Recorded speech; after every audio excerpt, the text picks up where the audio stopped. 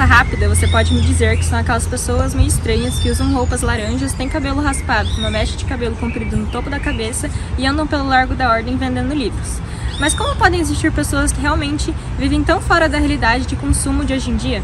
É difícil conceber essa ideia em nossas mentes tão imersas na sociedade do consumo. Com essa dúvida, fomos em busca de observar os devotos de Hare Krishna de perto, para saber se há ou não contradições na prática da religião na contemporaneidade, por causa de seu forte caráter ancestral que busca fugir do materialismo, valores que justamente batem de frente com o mundo atual.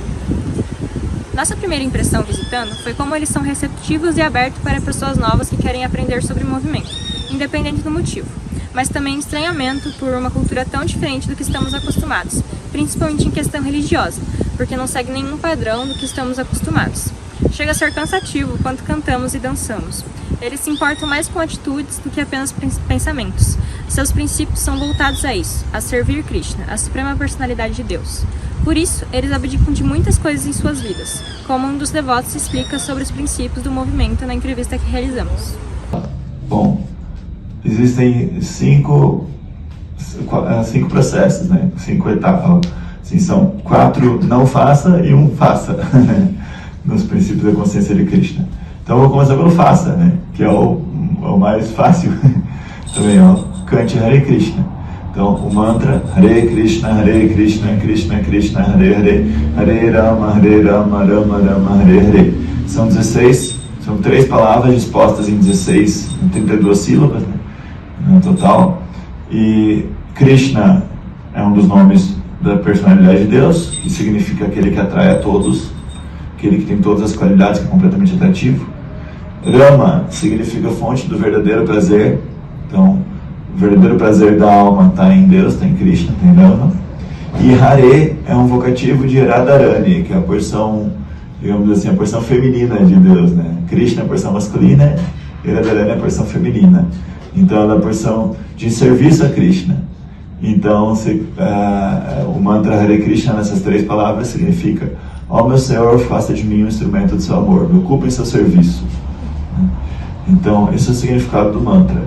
E aí existe uma dieta, né? Quando você vai no médico, ele te dá o remédio e te dá a dieta, né? Então, existe uma prescrição que a gente deve fazer, são os não faças, né? Então, não intoxicação, não jogo de azar, não consumo de carne, peixes e ovos e não sexo ilícito. E esses 4 nãos, eles na verdade dão 4 qualidades, 4 atributos, né? São princípios que são chamados princípios reguladores da liberdade. Porque as pessoas pensam, eu sou livre, fazendo o que eu bem quero. Mas na verdade isso não é liberdade, isso é aprisionamento dos desejos. Então para isso existe, né? Não intoxicação. Então a não intoxicação significa qualquer tipo de drogas, listas, ilícitas, ou mesmo café, chá preto, coisas que são intoxicantes, inebriantes e estimulantes. Essas 3 coisas são intoxicação, assim, no nível do corpo, né? E isso faz com que ele desenvolva a austeridade, que a austeridade é a capacidade de aceitar incômodos, de resolver lidar com os problemas sem precisar de nenhuma fuga, sem precisar de nenhum subterfúgio, né? E também tem uma intoxicação sutil também. Então, o que você assiste, o que você consome, o que você lê, também intoxica a sua mente. Então, não consumo de carne, peixes e ovos é o aspecto da não violência e da compaixão. Então, todo ser vivo merece continuar vivo. E todo ser vivo é uma alma como nós somos, é uma alma igual a nossa, só num corpo diferente. Então nós temos que entender que ele está numa jornada. Se você interfere a jornada, você interrompe a jornada de uma outra entidade viva, desnecessariamente, isso você atrapalha na jornada espiritual dela. Por isso, desenvolver a compaixão é necessário para também você ver outra entidade viva como semelhante a você. Não só um animal, mas, claro, um ser humano também, né? Entender que não importa se está num corpo masculino, feminino, um corpo negro, um corpo branco, ou um corpo de animal, um corpo de planta, é uma entidade viva tal como nós. Não jogar jogos de azar, né? Que é o princípio da veracidade. Então, veracidade não é só não falar mentiras, né? Mas veracidade é você viver uma vida verdadeira, viver com aquilo que é seu. Aquilo que é nosso já está garantido, porque a gente já vai colher o que a gente plantou, né? O que a gente está plantando. Então, se você pratica jogos de azar, apostas e coisas do tipo, você, no fim das contas, não ganha nada. Você rouba dos outros. E, por fim, o princípio do controle da vida sexual, né? A vida sexual, ela deve ser compreendida por aquilo que ela pode oferecer. Krishna fala dentro do Bhagavad Gita: eu sou o prazer sexual dentro dos princípios religiosos. Então existem princípios religiosos para tudo na nossa vida, para comer, para dormir, para se defender, e também para a vida sexual. Então a vida sexual, ela de preferência deve ser utilizada para gerar filhos, de preferência. É o modelo, é o propósito, né? Então, quando se gera filhos em consciência espiritual, de maneira adequada, esses filhos vão ser pessoas grandiosas, vão ser almas grandiosas que vão estar entrando num corpo. Então a vida sexual deve ser usada de preferência só para gerar filhos e exclusivamente dentro de um casamento. O controle da vida sexual, ele traz a virtude da limpeza, tanto a limpeza do corpo quanto a limpeza da consciência, da mente também. E apesar deles nos acolherem, explicam o básico. Então surgiram dúvidas de como eles agiam e pensavam sobre algumas coisas. Principalmente que viemos de um lugar de ignorância sobre a cultura, não imaginávamos como tratariam assuntos como dinheiro e política. E pensamos até que poderiam ser hipócritas em relação a venderem livros para manterem o tempo. E discursarem sobre um estilo de vida não materialista, mas acabamos nos surpreendendo com a resposta da pergunta sobre a questão financeira do movimento. Os devotos de Krishna chamam o dinheiro de Lakshmi. Lakshmi é a deusa da fortuna. A deusa da fortuna, ela mora no peito de Krishna. Então, para alguém obter realmente fortuna, tem que ter Krishna. Então, o dinheiro como dinheiro, ele é uma energia material. E é uma energia que leva à ganância, que leva à arrogância, leva a roubo, violência. Mas quando você pensa em Lakshmi como fortuna, então você não pensa mais na exploração do dinheiro, mas você pensa em utilizar o dinheiro a serviço de Deus, a serviço de Krishna. Então, veja a lógica do dinheiro, né? Quando você usa o dinheiro para a sua própria satisfação, ele não rende, ele não tem valor, ele é morto.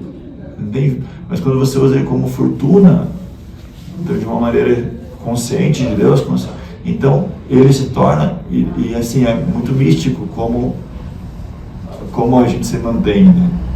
Nós nos mantemos com a misericórdia de Krishna.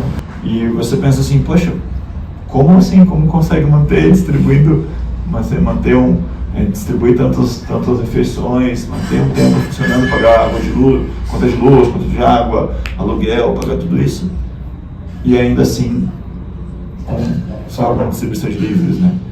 Então, é muito místico mesmo. Nós não utilizamos o dinheiro como algo material, nós utilizamos ele como uma fortuna espiritual. Inclusive no templo, há um quadro com falas de Prabhupada, mestre espiritual que trouxe o movimento para o Ocidente, dizendo como a distribuição de livros é o objetivo principal deles. Além disso, eles enfatizam que distribuição e não venda, assim como abordam as pessoas na rua falando de valores que elas possam colaborar, e não há um valor fixo. Algo que chama muita atenção de fora também é que eles mantêm celibato, ou era o que achávamos. Interpretamos muito eles como pessoas solitárias, introspectivas, que passam a maior parte do tempo em silêncio meditando. Porém, é muito pelo contrário, eles incentivam a socialização e a animação, até porque o mantra visa a felicidade, e eles cantam boa parte do dia, assim como valorizam muitas relações, qualquer que seja o tipo.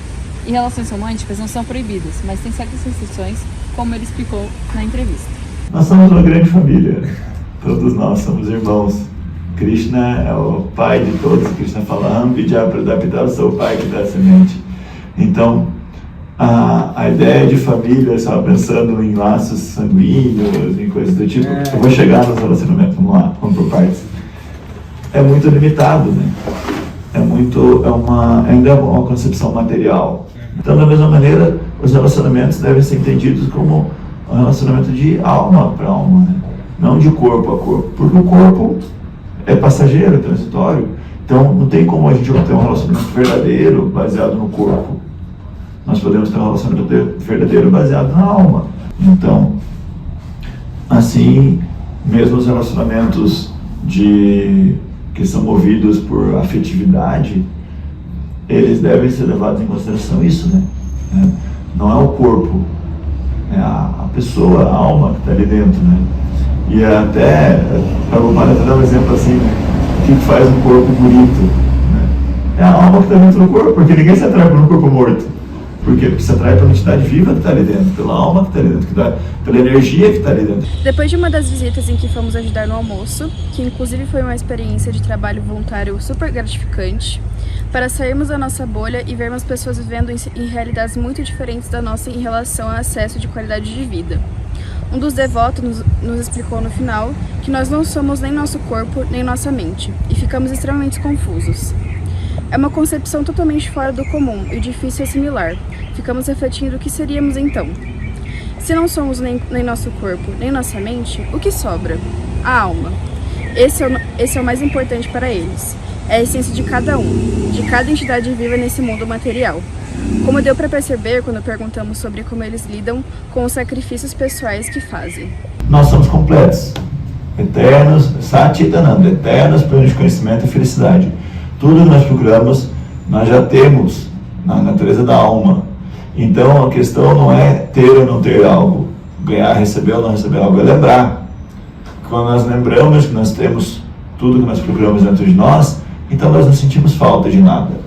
Então a única coisa que a alma sente falta é de Krishna mesmo, porque ela está no momento separada, né, iludida, confusa pela matéria, pela energia material. Assim como pensávamos nessa hipocrisia material, também ficamos em dúvida como pensavam sobre política, porque não dá para negar que eles são um movimento político. Eles buscam uma mudança na sociedade, mas até comentaram conosco que não aprovam devotos que entram no movimento político como Mahatma Gandhi.